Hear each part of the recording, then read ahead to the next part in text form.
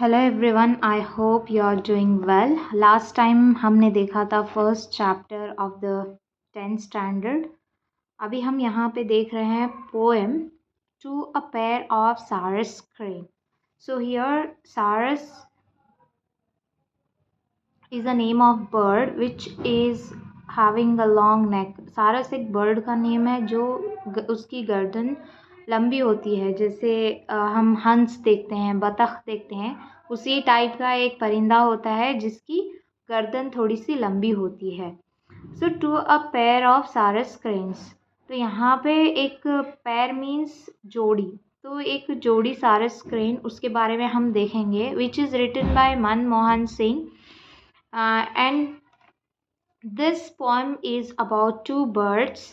एक मेल और एक फीमेल बर्ड होते हैं और उनकी लाइफ कैसी होती है और उनकी लाइफ में क्या डिज़ास्टर आता है वो यहाँ पे पोएट ने दर्शाया है। So very beautiful. और हम एज अ ह्यूमन बीइंग उसको कैसे देखते हैं, whether birds animals have emotions feelings और नॉट। सो यहाँ पे पोएट ने बताने की कोशिश की है। This poem is about the cold nature of a killer. तो यहाँ पे एक हंटर होता है जो कि इस एक बर्ड को मार देता है, मेल बर्ड को मार देता है। They act heartless towards the pair of cranes, और वो उसे बहुत ही बेरहमी से मार देते हैं। तो ये यहाँ पे बताया गया है। उसके बाद क्या होता है, how the female bird feels, इसके बारे में हम देखेंगे। So now let's start. The male was shot The male was shot as he naked to pull the reluctant sun out from the rim of horizon. जब सूरज निकलता रहता है उस टाइम जो ये सारस क्रेन होता है, ही बर्ड, यहाँ पे मेल को ही बोला गया है, मेल बर्ड को, और फीमेल को शी बर्ड। सो हियर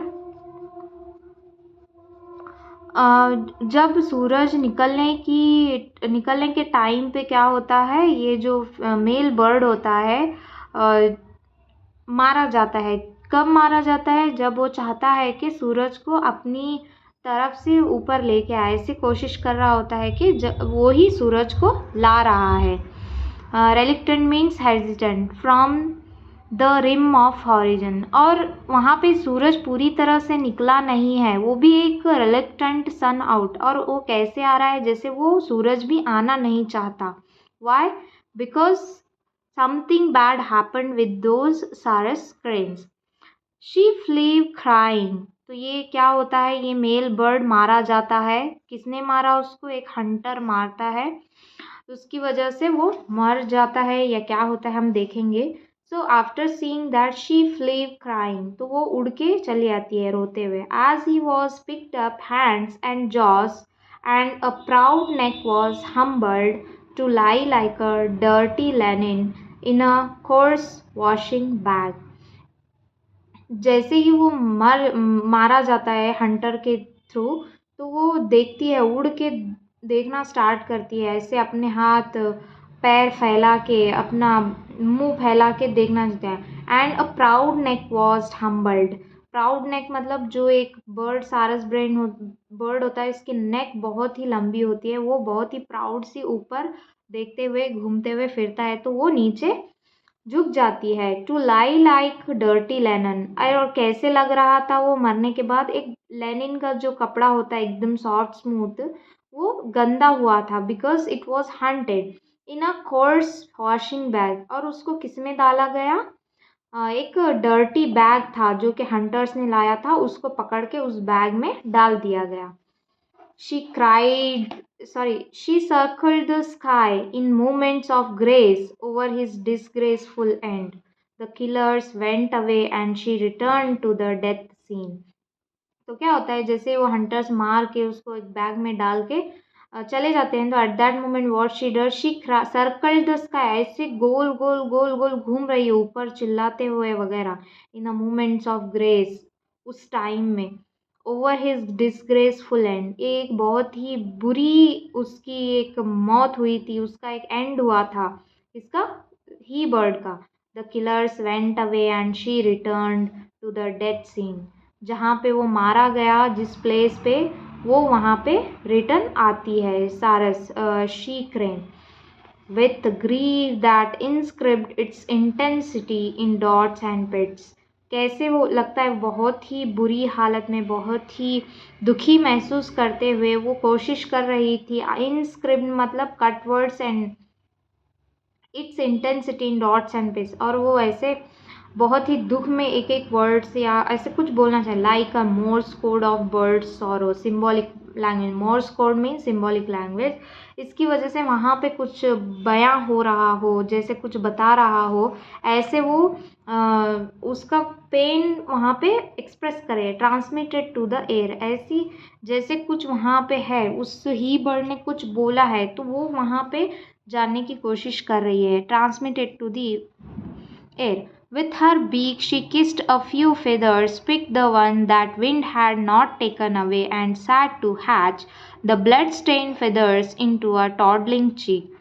जैसे ही वो वहाँ से हंटर लेके जाते हैं, वो उसी प्लेस पे आके अपना मौन करती है, मतलब वो that she bird came and trying to express his sorrow and all, और वो उसको फील कर रही है। Next what that bird does, वो क्या करती है, विथ हर बीक, अपनी चोंच से, she kissed a few feathers, और वो जहाँ पे फेदर्स गिरे हुए थे वहाँ के फेदर्स को क्या करती है, वो थोड़ा किस करती है। And picked once that wind had not taken away, वहाँ से एक बीक को क्या करती है, वो अपने वहाँ से एक फेदर को अपने बीक में उठाती है। एंड सैट टू हैच, और वो जहाँ पे हैच किए थे एग्स को, उस पर बैठ जाती है। The blood stain feathers into a toddling chick, और वहाँ से हैच करने के लिए बैठ जाती है। Toddling means unsteady step, slowly वहाँ से।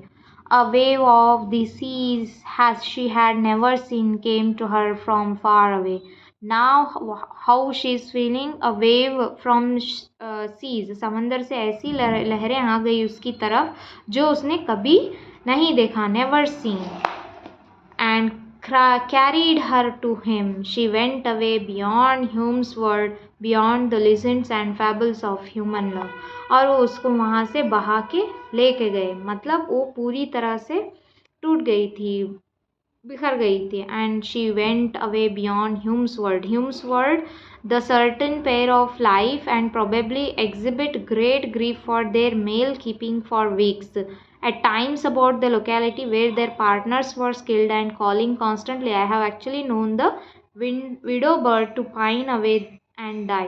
मतलब वो जब उसका पार्टनर डेथ होता है तो वो उसी दुख में अपनी भी लाइफ गंवा दे। Beyond the legends and fables of human love, जैसे बियॉन्ड द लीजेंड, जो बहुत बड़ी बड़ी फेमस पर्सनालिटीज़ हैं, उनकी कहानियाँ हम पढ़ते हैं तो उनसे भी ज़्यादा इसका जो सारस क्रेन का था वो पेन था। And she flew away. So basically this story is very important to understand the emotions and feelings of a bird that is same as it is human being।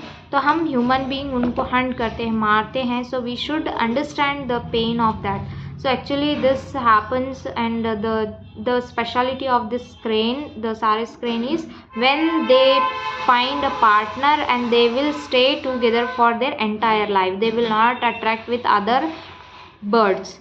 So this is the story। So now let's start the stanza wise summary। This is a first stanza। The male was shot as he necked to pull the reluctant sun out from the rim of horizon। The male crane was shot as he was flying around trying to look at the sunrise while the crane was enjoying his daily life, flying about the sky unaware of the danger he was in। तो यहाँ पे first stanza में क्या बताया गया है कि ये उड़ रहा है अराउंड अपनी डेली लाइफ जैसे वो जीते हैं, flying from here and there and waiting for the sunrise, looking at the sunrise while the crane was enjoying. Next she flew crying as he was picked up hands and jaws, and a proud neck was humbled to lie like dirty linen in a coarse washing bag। The female crane flew up Crying as her partner was cruelly picked up by the hunters by hands and jaws, they tossed his body into a coarse washing bag as though it were dirty linen. This shows us cold-hearted nature of the hunter. They not only killed an innocent bird but also treated its dead body so hardly. So as I said, so how hunters were behaving with this innocent bird. Next, this is the third stanza summary.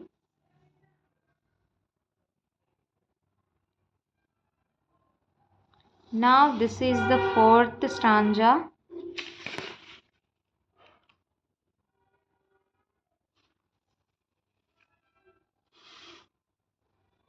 Next, the last stanza.